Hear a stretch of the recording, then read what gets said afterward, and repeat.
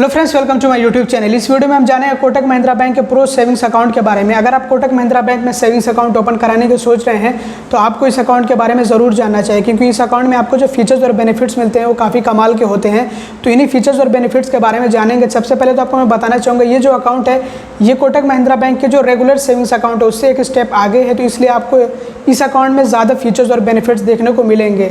आपको मैं यहाँ पे एक बात और भी क्लियर करना चाहूँगा कि जहाँ पे आपको रेगुलर सेविंग्स अकाउंट में 10,000 रुपये मंथली एवरेज बैलेंस मेंटेन करने होते हैं, इस अकाउंट में आपको 20,000 रुपये मंथली एवरेज बैलेंस मेंटेन करने होंगे, लेकिन उसी हिसाब से आपको बेनिफिट्स भी दिए जाएंगे। तो चलिए एक एक करके सभी फीचर्स और बेनिफिट्स के बारे में जान लेते हैं। तो आपको जो डेबिट कार्ड मिलता है इस अकाउंट पे वो होता है प्लेटिनम इंटरनेशनल डेबिट कार्ड, जो फर्स्ट ईयर के लिए फ्री रहता है और सेकेंड ईयर से जो उसकी एनुअल फ़ी होगी वो 150 रुपये प्लस GST होगी। मतलब आमतौर पे जो डेबिट कार्ड आपको मिलता है वो यही वाला डेबिट कार्ड होता है। अगर आप चाहें तो इससे हायर वेरिएंट का भी डेबिट कार्ड ले सकते हैं, वो आपकी मर्ज़ी है।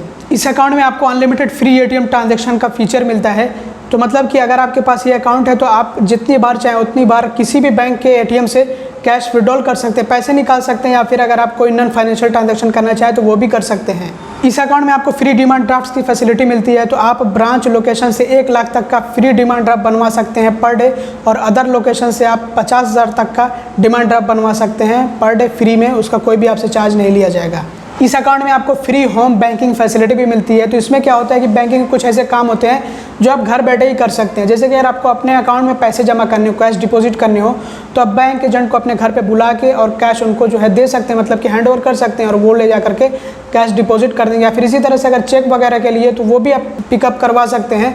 तो इसमें क्या होता है कि आपको 2 बार की फ्री लिमिट दी जाती है हर महीने। तो 2 बार आप जो है बैंक एजेंट को अपने घर समझ लीजिए बुला सकते हैं बैंकिंग के काम से।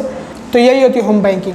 इस अकाउंट में आपको 4% तक का इंटरेस्ट रेट भी दिया जाता है, लेकिन ये जो 4% का इंटरेस्ट रेट होता है ये 1 लाख से ऊपर के अमाउंट पे मिलता है। 1 लाख या 1 लाख से नीचे का अमाउंट है तो उस पर आपको 3.50%, 3.50% के हिसाब से इंटरेस्ट रेट मिलता है। एक एग्जांपल आपको देना चाहूँगा कि जैसे आपके अकाउंट में बैलेंस है 1,50,000 रुपये, तो 1 लाख तक के अमाउंट पे आपको 3.50% इंटरेस्ट रेट मिलेगा, और बाकी पे जैसे 50,000 है तो उस पर आपको 4% का इंटरेस्ट रेट दिया जाएगा। तो इस तरह से ये काम करता है। इस अकाउंट में आपको कोटक एक्टिव मनी की फैसिलिटी मिलती है कि अगर आपके अकाउंट में रिक्वायर्ड एवरेज बैलेंस से ज़्यादा बैलेंस पड़ा हुआ है तो आप उसको टर्म डिपॉजिट में कन्वर्ट कर सकते हैं, उस पर आपको अच्छा इंटरेस्ट रेट दिया जाता है। अब दोस्तों बात कर लेते हैं इसी अकाउंट के एलिजिबिलिटी क्राइटेरिया के बारे में। तो ये अकाउंट 20,000 से ओपन होगा और आपको इस अकाउंट में 20,000 रुपये बैलेंस मेंटेन भी करने होंगे।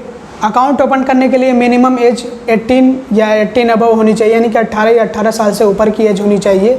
इंडियन रेसिडेंट होना भी ज़रूरी है। इस अकाउंट को आप सोल या फिर जॉइंट भी ओपन कर सकते हैं।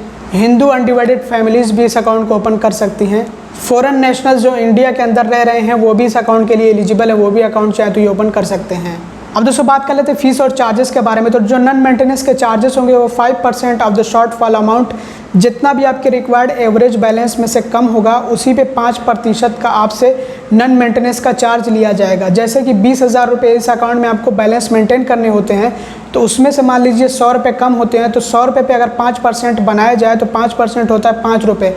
तो इस हिसाब से आपको जो 5 रुपये प्लस उसमें GST भी जोड़ा जाता है, नॉन मेंटेनेंस का चार्ज लग जाएगा। जैसे कि अगर 100 रुपये कम हुआ तो 5 रुपये प्लस GST, और इसी तरह से अगर 200 रुपये कम हो गया तो 10 रुपये प्लस GST, और इसी तरह से जो है ये बढ़ता जाएगा। मतलब जितना आपका अमाउंट कम होगा उसी पे आपसे 5% जोड़ करके नॉन मेंटेनेंस का चार्ज ले लिया जाएगा। और जो ये जो नॉन मेंटेनेंस के चार्जेस होते हैं ये पर मंथ पड़ते हैं, जब तक कि आप अपने अकाउंट में जो रिक्वायर्ड एवरेज मंथली बैलेंस या मंथली एवरेज बैलेंस है उसको मेंटेन ना कर लें।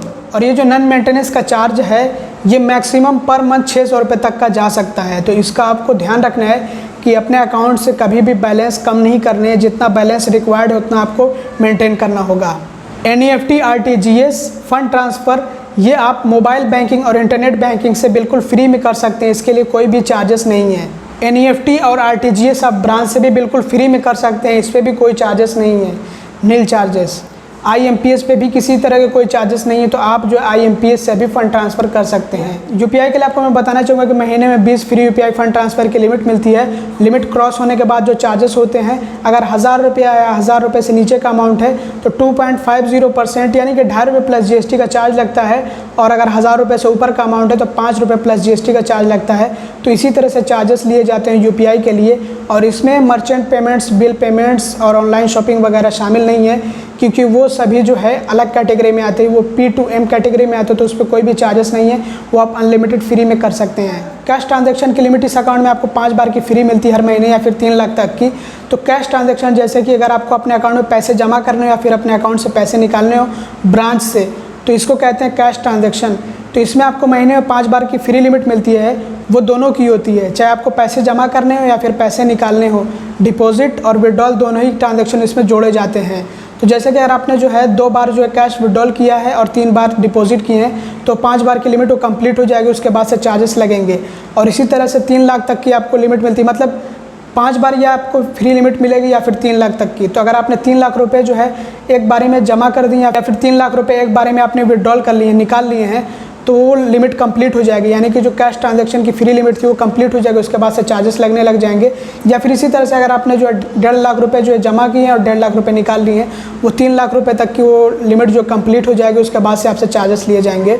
तो जो चार्जेस होंगे वो हर 1000 रुपये पे 4.5 रुपीज़ के होंगे, यानी कि हर 1000 रुपये पे 4.5 रुपये का आपसे जो है चार्ज लिया जाएगा, लेकिन मिनिमम 150 रुपये लिया जाएगा। अब ऐसा मत सोचिएगा कि अगर आप जो 1000-2000 जमा कर रहे हैं, चलिए उसमें 4.5 रुपये या फिर जो है 9 रुपये लग रहे हैं, थोड़ा सा GST भी आप जोड़ देंगे, चलिए 11-12 रुपये मान लीजिए, ज़्यादा से ज़्यादा अमाउंट हो गया, लेकिन ऐसा नहीं है। इसमें आपको मिनिमम 150 रुपये का चार्ज देना होगा। डोमेस्टिक ATM ट्रांजैक्शन अगर डिक्लाइन होता है, जैसे कि अगर आप जो किसी ATM पे गए पैसे निकालने के लिए और आपके अकाउंट में पैसे नहीं है उतने जितने आप निकालना चाहते हैं, तो ऐसे में आपका ट्रांजैक्शन डिक्लाइन हो जाता है, फिर आपको चार्जेस देने पड़ते हैं। तो 25 रुपये का चार्ज लगेगा जब भी ऐसा होगा।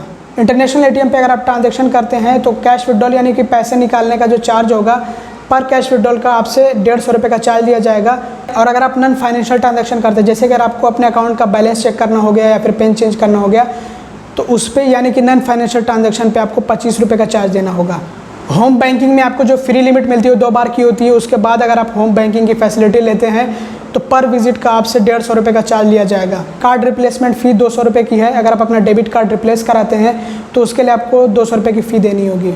और ये जो जितने फ़ीस और चार्जेस हैं इनमें GST अलग से जोड़ा जाता है, तो आप GST 18% अभी जो चल रही है उस हिसाब से अलग से जोड़ते रहिएगा। जो भी फ़ीस और चार्जेस आपको लगेंगे उनमें GST अलग से जोड़ा जाएगा, यानी कि जो मैंने फ़ीस और चार्जेस बताएं इनमें GST इंक्लूड नहीं है। हाँ तो दोस्तों यही था कोटक महिंद्रा बैंक का प्रो सेविंग्स अकाउंट।